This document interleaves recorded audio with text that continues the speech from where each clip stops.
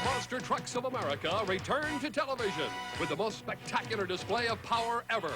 Join us as we show you a variety of these huge muscle machines in action. Car-crushing competition and an inside look at this country's latest phenomenon are next on War of the Monster Trucks.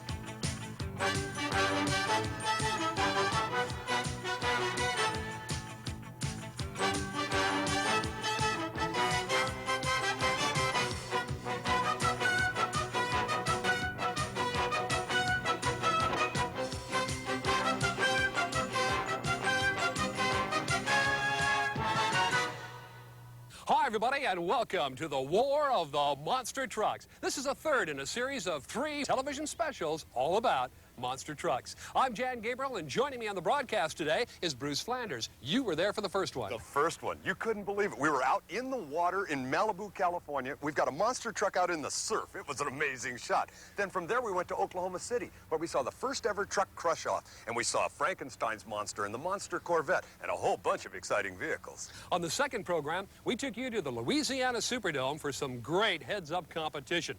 Well, this third broadcast comes to you from Chicago, Illinois, the heartland of America. It was here in the Midwest that the monster trucks were born. Monster trucks like this one, First Blood.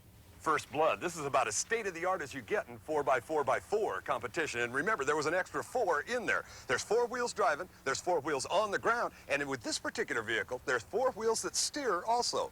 Now, we first saw First Blood in the Minneapolis-St. Paul area at the Met Center in competition, and that's our first segment. Take a look.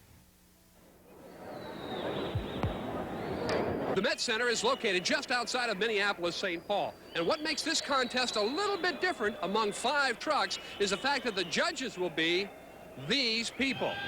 They'll be doing the judging here tonight, so let's take a look at the trucks and see who the competitors are. And here's our first competitor. This is the master of disaster. Doug Spanier is the driver. He's a hometown favorite, and he's not quite so sure he can win here tonight. Probably not quite as good as most, but hopefully I'll be able to do okay. Doug Spanier hoping that he can be competitive here this evening. 5 trucks. This is the first of the 5, and he is way up in the air now as he comes crashing down on the cars. Remember now, this audience is going to vote for these 5 trucks, and they're going to come up with a favorite. So these guys are going to have to really turn it on right now. So we'll follow the master of disaster, Doug Spanier, around the arena now. He'll go to the far side, and he'll go up on cars on the other side now as well for the folks over there. This happens to be a 1984 Chevrolet with 488 cubic inches, develops about 500 horsepower. This one has a little bit wider wheelbase than a lot of them. This is a 122-inch wheelbase, weighs 11,000 pounds. Let's watch him right now. It's Doug Spanier now. Gets all set and ready, and again, he's way up in the air. Does a nice job, and as you can see, he gets the approval of the audiences. Here at the Met Center, master of disaster. Watch this now, going backwards. Whoa, nice job. That'll find favorite with this judging crowd here tonight. Doug Spanier, he's from Albany, Minnesota. He's 23 years old, quite active in motorsports up here in the, I guess you could call it the upper Midwestern part of the United States. His best finish so far has been 5th in a 24-truck competition, so he's in good shape. And now, moving out onto the stadium floor is Dale Hancock in the Crimson Crusher. This truck has dual wheels, and as you can see, it looks pretty unique. He told us about his truck earlier this afternoon. Well, this is my first time out with this truck. I used to have another one that was called Deuces Wild. It just ran single tires on it. I really prefer these tires over the Terras. I don't get near the bounce or the wheel spin. I've got some really tough competition to run against tonight, and me being a novice at this, first time out with a car crusher, I kind of got the odds stacked against me, but I'm going to give it a heck of a shot.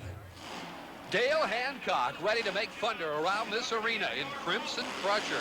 Nice truck. He gets up nice and high. The dualies slam down on the cars now. He'll move over to the other side, see if he can find some approval from these fans on the other side of the arena. Crimson Crusher, developing about 600 horsepower. Hancock is 28 years of age, and as we said, he comes from Evansville, Indiana. This happens to be a 1979 Ford pickup truck. Here he goes now on the far side. Let's see what happens. Let's see if he can bring it up nice and high. Well, a little medium lift there. Here he goes slamming down. Let's keep our eyes on him. Let's see if he backs into it now, as some of the other trucks have. No, well, he's going to put the brakes on. We'll watch him carefully now. I think he's going to back into it. 600 horsepower. Bang, slams down. Trying to demolish and smash those cars to smithereens. I think he told you earlier, he used to drive a truck called Deuce's Wild. Real popular truck. So he's been around a while. Dale Hancock in the Crimson Crusher. He'll go over him one more time, hoping to pick up some votes here. So Dale Hancock, his run here in the Met Center is now history. Next driver, about to come out, and this is the one that a lot of folks have been waiting for. Ladies and gentlemen, this is the infamous Bigfoot. Jim Kramer doing the driving. I've got some new blood here, so to speak, and mainly one of those is called First Blood.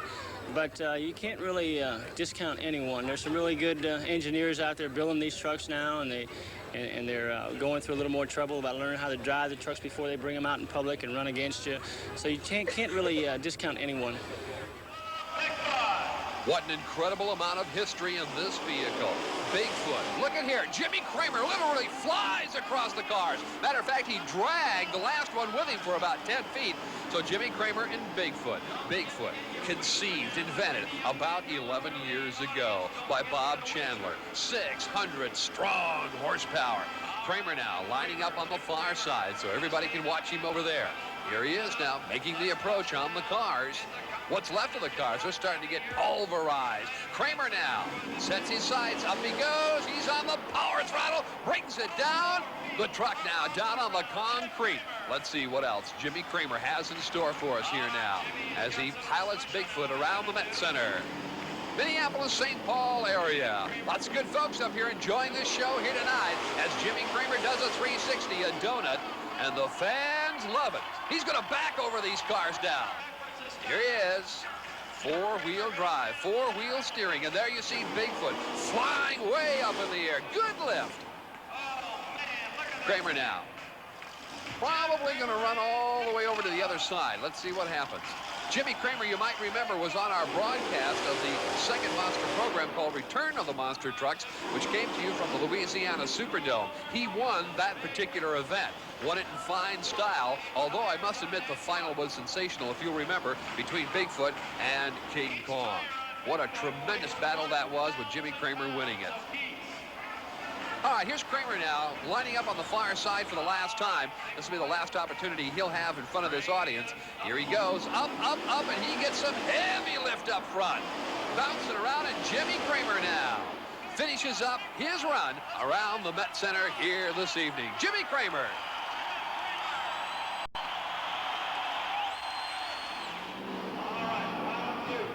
Here's the hot red First Blood, driven by Rob Fuchs. He's a hard worker.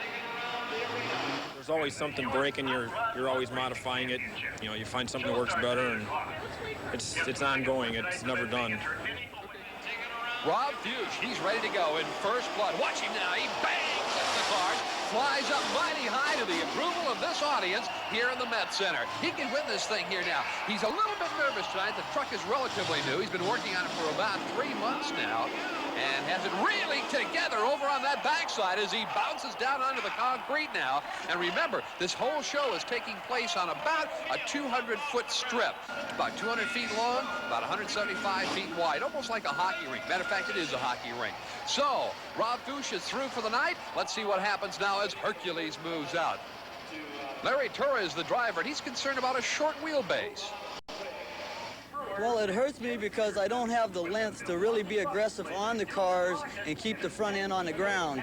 9 times out of 10, when I get aggressive, which I'm going to be tonight, the front end will come up quite a ways. Larry Tura ready to go. He's out of Pittsburgh, Pennsylvania, and they traveled all the way up here to Minnesota to appear here tonight. And you can see, not getting quite the lift that perhaps he would have liked to as he comes crushing down on the cars. This is really an interesting truck. The thing about it is, as Larry described to you, it has a shorter wheelbase. It's only about a 108-inch wheelbase. That's somewhere around like a Camaro or a Trans Am, something like that. And he needs a little bit more to get over the cars. It does have a lot of horsepower, though, 750 horsepower, so certainly he's got plenty of horses to deal with. Here he is again climbing up over on the other side. And again, not as spectacular as perhaps he had hoped to. Now, the one thing that is neat about this particular truck, it is a flip top. He can actually drive this truck with the cab sitting flipped up way in the air. It has the controls already built in. It's the only one of its kind. Well, as you can see, he's struggling here a little bit this evening. Again, perhaps because it's just a little bit smaller than he'd like it to be in this particular competition. Larry Tura from Pittsburgh, Pennsylvania, did a nice job. Folks giving him a nice hand. Big folks and little folks as well. Well, here comes Bigfoot back out and the parade of trucks, because we're about ready for the voting. Another vehicle moving out. This is the Crimson Crusher. And as you can see, it's another one of those flip-top monster trucks. Dale Hancock down on the inside. He's doing the driving, hoping that he'll fare pretty well here tonight. Here's another guy who'd like to win it all. This is the master of disaster, Doug Spanier. And as you can see, this crowd is getting ready now to vote for one of these 5 trucks as their favorite here in the Met Center. There's Hercules with Larry Tura. First Blood with Rob Fuchs. There is Master of Disaster with Doug Spanier, Bigfoot, and of course, the Crimson Crusher. Now, let's go to Jerry Devine and find out who the winner's going to be.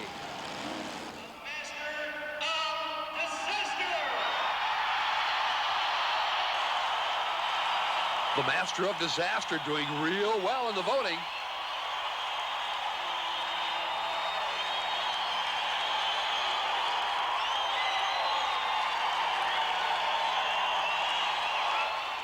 How many would like to see the Crimson Crusher?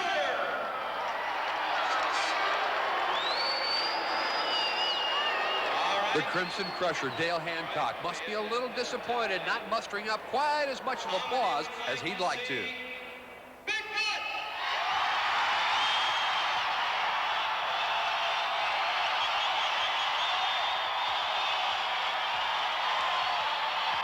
Jimmy Kramer and Bigfoot getting a nice round of applause from the crowd. We'll just have to wait and see.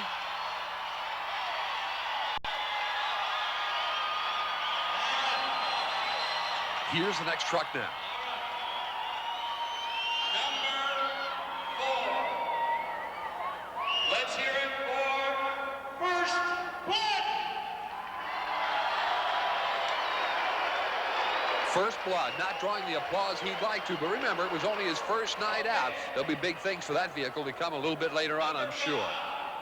Let's hear it for Hercules. Hercules, the nose of the truck, popped high in the air. Larry Tura, certainly hoping he would have gotten a little bigger response from the audience here this evening. Right now, let's find out who's the winner. Winner tonight, the Master of Disaster. It's going to be the Master of Disaster, Doug Spanner. What a nice job he did. He's from Albany, Minnesota, and he is your winner. Now, that's what you call some real heads-up competition. Hey, that Master of Disaster, you can bet on that guy just about anywhere he goes. If you're in the Minneapolis-St. Paul area, he's a hometown favorite. Hometown. Well, where are we going next? Next, we're going to Australia to see a monster truck. Down under. Throw another shrimp on the Barbie. And after that, we're going to see a monster truck built from a World War II tank. We'll do all of that right after this. Whoa.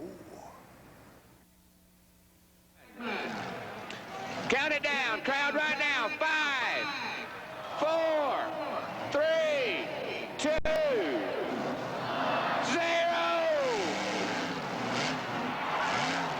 Show of strength, car pull apart, right there. The Taurus truck and the gigantic Orange Crush. We're back to take a look at some more monster trucks. This time we're going to travel halfway around the world to the land of kangaroos and koala bears. You know, Jan, I had an opportunity to visit Australia once before after a tour of duty in Vietnam. I found the countryside to be beautiful, the people to be warm and friendly, and now we're going to get a chance to see the only monster truck in Australia.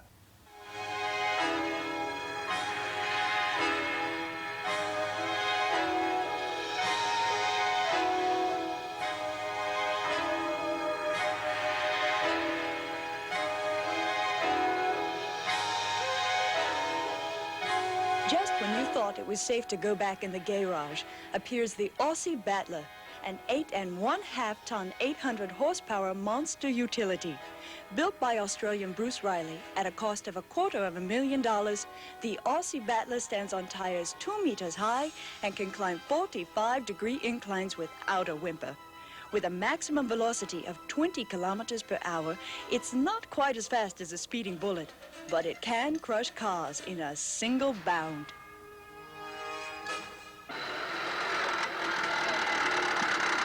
There's even a little Aussie Battler. I can't imagine there's a kid anywhere in the world who wouldn't want one of these hot little numbers.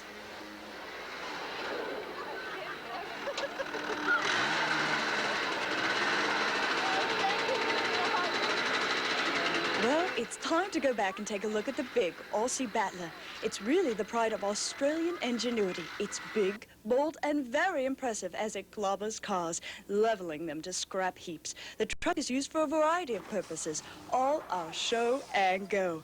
Whether it's roughing it out in the outback or monsterizing the city, the Aussie Battler is everybody's favorite.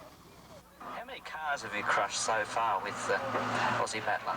Well, I've nearly lost count now, Heath, but we're well over 200 cars now. Squashed them down flat.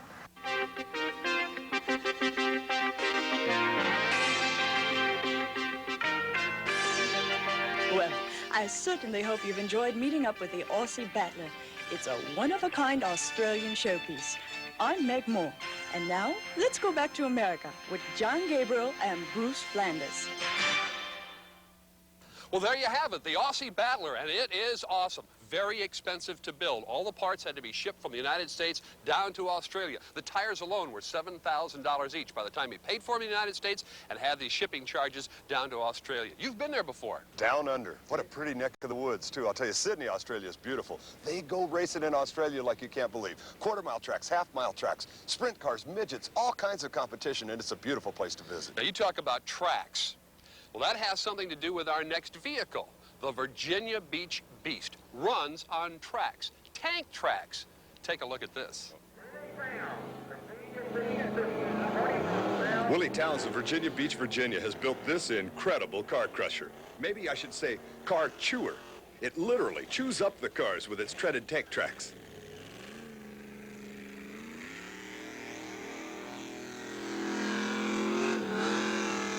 You know, it took 4 months to complete the conversion from an M4 Army tank to this slick Blazer look. And it's steered with 2 control levers rather than a steering wheel. And to explain how it all works would take days. We'd probably need an engineer then to explain it to us. Most importantly, the Beast is an ambitious project, and Willie can be proud of it.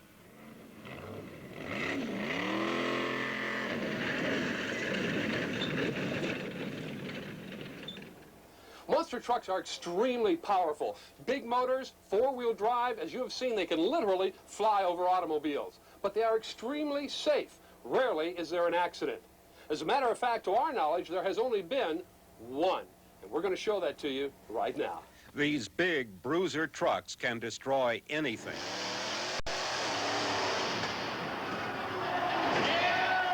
People ask me if it's dangerous, and I say the most dangerous thing about it is getting in and out of the truck if you slip and fall. You feel pretty secure once you get up in there with those big rubber tires. Although the trucks rarely have accidents, sometimes it does get a bit scary. If it wasn't for kids, it wouldn't even be any monster trucks. They're the ones that support us. They come and they grab Dad by the hand and they say, let's go see Barefoot.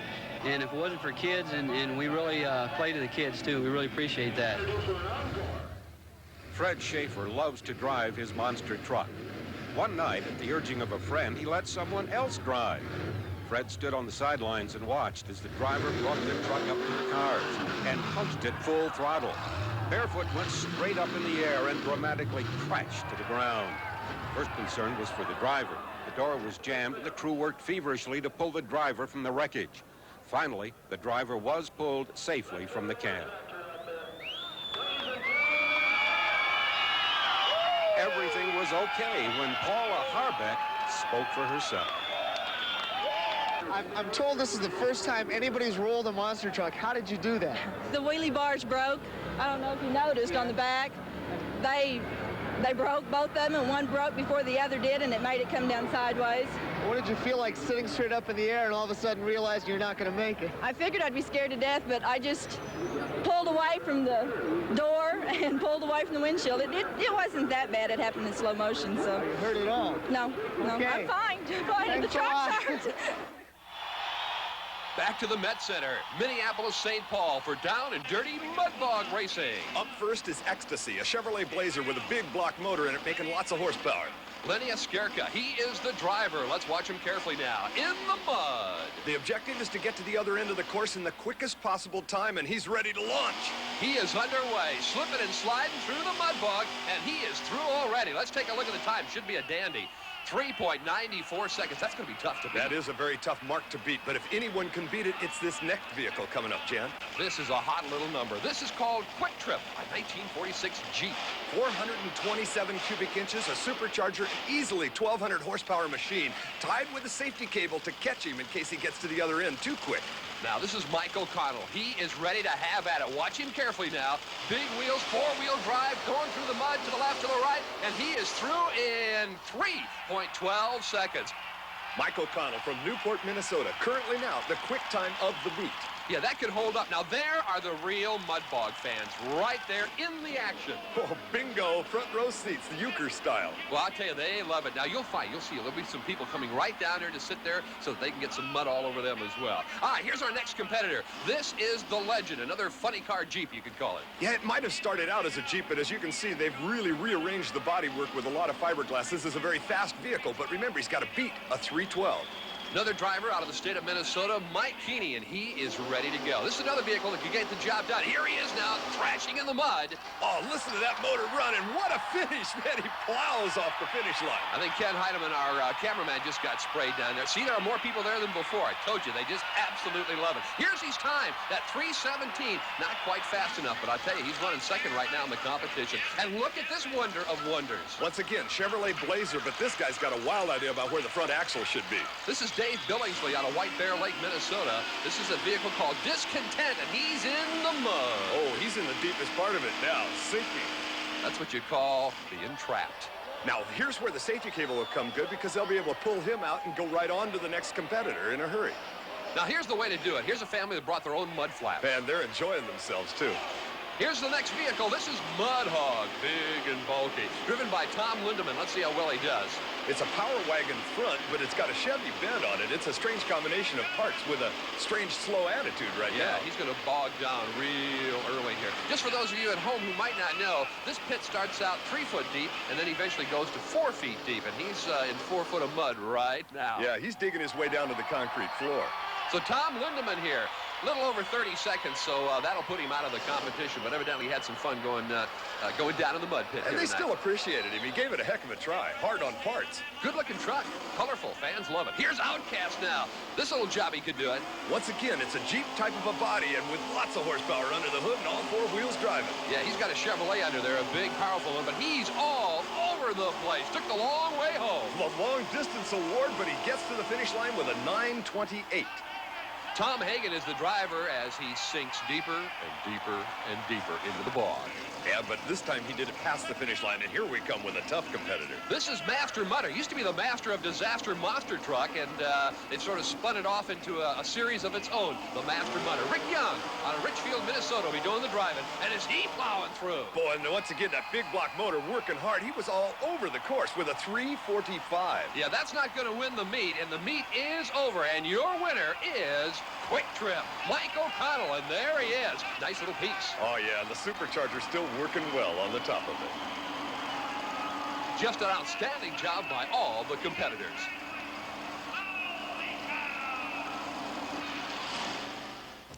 Now, you have to admit, that is the thickest, ooziest mud you have ever seen. And those spectators there, do they get involved in that sport or what? They have it in their hair, it's on their face, and they just absolutely love it. Now, here in Chicago, off in the skyline, you can see what they call Navy Pier. A lot of movie work is done there. Chicago becomes more and more of a movie city every year. And they wreck cars and trucks off of that pier. They drop them into Lake Michigan, they crash them against things. But what's the interesting sidelight to that is the fact they use beater cars to save money and old ugly trucks and things of that nature. Now you had an old ugly truck. I had a 1954 Ford truck with 360,000 miles on it, and by the time I got done with it, it was plenty. Now, where did you go to put 360,000 miles on that truck? It had a couple of 100,000 on it before I ever got a hold of that piece. Well, we're going to show you some ugly trucks. We went down the Louisiana Superdome for an ugly truck contest. Now, I'm not going to tell you who the winner was. You can judge for yourself.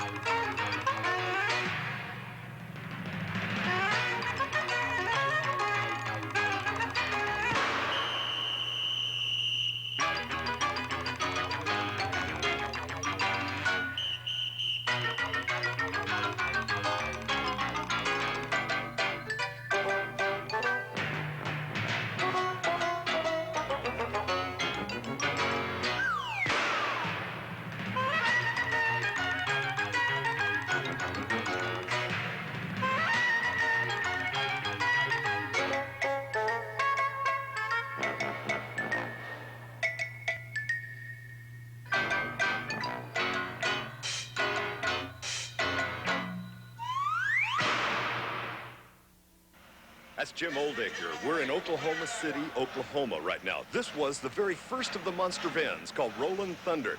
Now, this particular vehicle is one of the heaviest of the monster trucks. And inside for horsepower, you've got a GMC Detroit Diesel V653. Same kind of horsepower that runs a Greyhound bus down the road, so you know he makes lots of grunt, lots of low-end torque. Oldacre himself out of Redondo Beach, California. Now you're looking at Michael Kent. Michael Kent is a magician and an escape artist. His objective at this particular point in time is to try and escape from a vehicle about to be crushed by Roland Thunder. As you can see, they've bound his hands, they've got him in a bag, they've got him all taped up. This is something that you can't get out of easily. Now, Michael Kent knows what he's up against, and the thing is that Oldacre has no idea what's going to really happen, and Oldacre got worried about this a little while ago, made him sign a release that said he couldn't be held liable.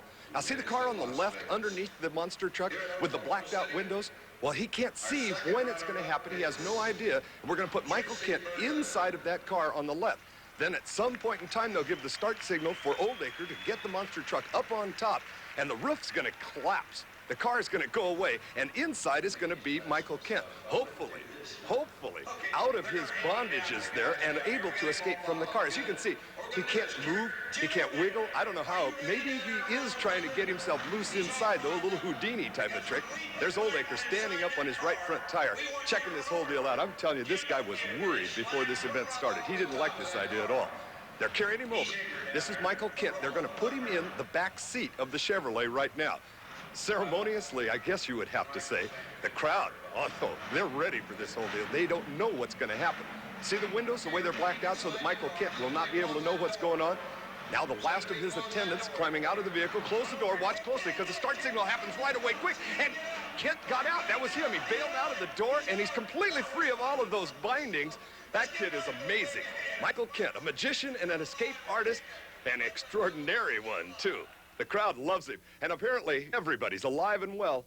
Right now, we're going to change our direction a little bit and head to the south side of Chicago, where there are some dastardly deeds going on. When Detective Slick Watson discovered the whereabouts of criminal Bud Rossi, notorious for sabotaging as many as 10 monster trucks, he sets out to get his man. But when he goes to make the arrest, little does he realize his troubles have just begun. How you doing? Okay. What can I do for you? I'm looking for Bud Rossi. Is he around? Who? I don't know him. I got a federal warrant out for his arrest. Not wanting to be captured, Rossi slips out the back door and steals away in Detective Watson's car. My car!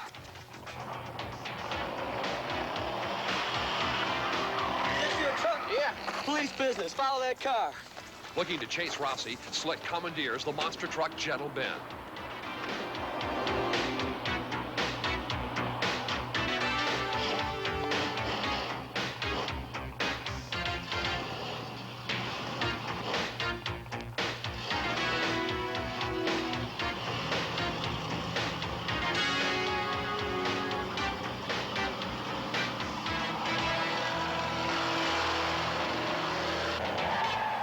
realizing that he soon may be caught, finds a hiding place, or so he thinks.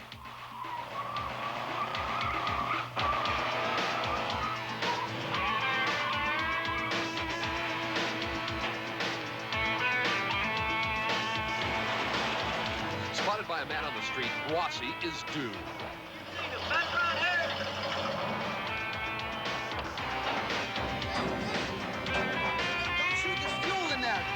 Sled goes into action, knowing the danger.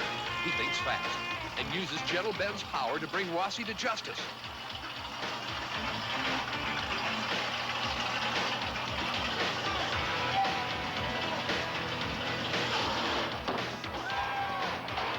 Can Rossi survive the explosion? Indeed he does, and justice prevails. Hey, pal, it's the end of the line. Well, I'm certainly glad they caught the bad guy. You know, we've seen a lot of monster trucks on the program today, but we haven't seen them all. No, oh, far from it. You know, there's over 100 of them in existence already in the United States, and there's probably that many more under construction at this very moment. So let's take a look at some other monster trucks.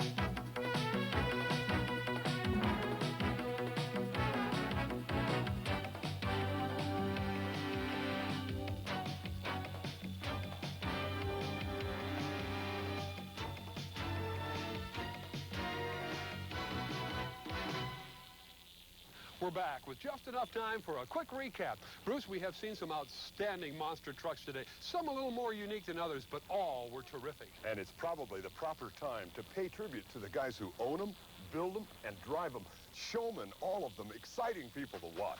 And without them, these programs wouldn't have been possible. So I, too, would like to add my thanks to all the owners and the drivers. I'm Jan Gabriel, along with Bruce Flanders. We'll see you next time with more monster trucks, or perhaps monster cars.